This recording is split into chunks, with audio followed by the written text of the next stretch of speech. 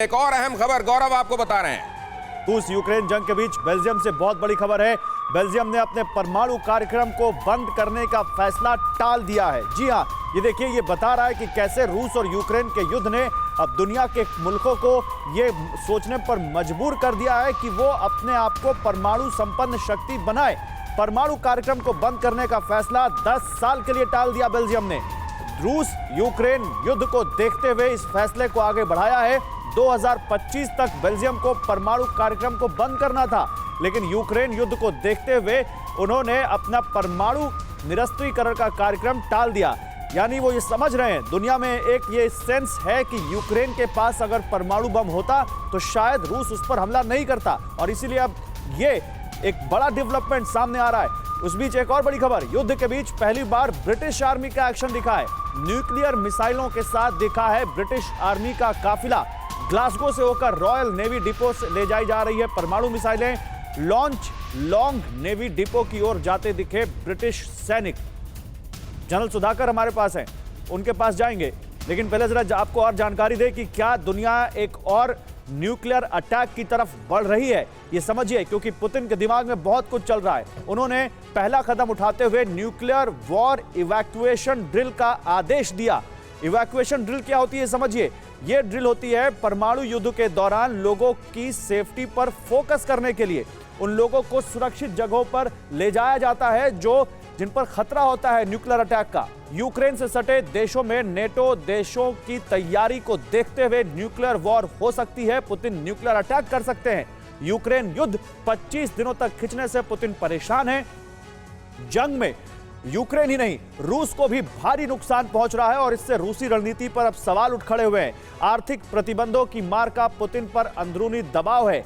रूस की अर्थव्यवस्था पर काफी दबाव है, लेकिन इन सब के बावजूद दो सवाल हैं यहां पर जनरल सुधाकर। पहला सवाल कि क्या अभी भी न्यूक्लियर वॉर की कोई आशंका आप देखते हैं? क्योंकि देखिए, वॉर की आशंका भी बहुत सारे लोग कह रहे थे कि वॉर नहीं होगी, कोई कन्वेंशनल वॉर मॉडर्न एरा में नहीं हो सकती, हुई 25 दिनों से चल रही है। और दूसरा बेल्जियम का उदाहरण, क्या बेल्जियम की तरह अब दूसरे देशों में भी होड़ होगी? या तो वो अपना परमाणु निरस्त्रीकरण का कार्यक्रम टाले, या जल्दी से जल्दी परमाणु हथियार अपने आप बनाए ताकि वो यूक्रेन ना बन जाए। गौरव, बहुत अच्छा सवाल पूछा आपने। सबसे पहले मैं आपका जो दूसरी सवाल है उसके जवाब दूंगा। आप एक एग्जांपल लीजिए, जापान और साउथ कोरिया, ये दोनों देश उन्होंने डिसाइड किया था कि वो न्यूक्लियराइजेशन की तरफ नहीं जाएंगे, और दोनों देशों ने अभी सिद्धांत किया है, कुछ दिन पहले ही उन्होंने ऐलान किया है कि इनके पास कोई ऑप्शन ही नहीं रहा। यूक्रेन से एक जो सिखलाई मिल रही है सभी को, वो है कि अगर न्यूक्लियर वेपन्स यूक्रेन के पास होता, शायद रशिया इनके ऊपर हमला नहीं करता। तो इसी को मद्देनजर रखते हुए ना केवल बेल्जियम बल्कि बहुत सारे देश हैं जो अभी भी विचार कर रहे हैं, शायद इस तरह वो आगे की तरफ बढ़ेंगे। नंबर 1।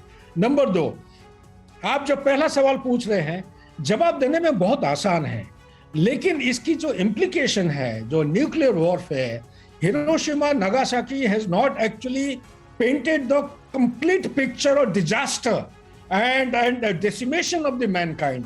इसके साथ बहुत सारे चीजें जुड़े हुए हैं, जो पैथोजन की लैब्स हैं, बायोलॉजिकल लैब्स, जिसके बारे में आपके चैनल ने बहुत गहराई में सामने लाया है दर्शकों के सामने। अगर इनमें से कोई भी एक पैथोजन लैब लीक आउट हो जाता है, पर्टिकुलरली जो सर्पेंट आइलैंड और डैन्यूब डेल्टा में जो पैथोजन लैब बनाया था मोसाद ने, ये अगर लीक हो जाता है, रैबीज ये अगर एटमॉस्फेयर के अंदर इंजेक्ट हो जाते हैं, the entire mankind is vulnerable to be eliminated. Right. और इसी में एक बात और, असल में ये होड़ इसलिए भी बढ़ रही है क्योंकि पहले आपने ये भी देखा कि यूक्रेन ने एक समझौता किया था, जिसके तहत वो जो परमाणु शक्ति संपन्न राष्ट्र थे, उन्होंने कहा था आप अपने जो हथियार हैं वो दे दीजिए रूस को, परमाणु हथियार, और हम चिंता मत कीजिए, अगर कोई टेंशन होगा तो हम आपकी रखवाली करेंगे।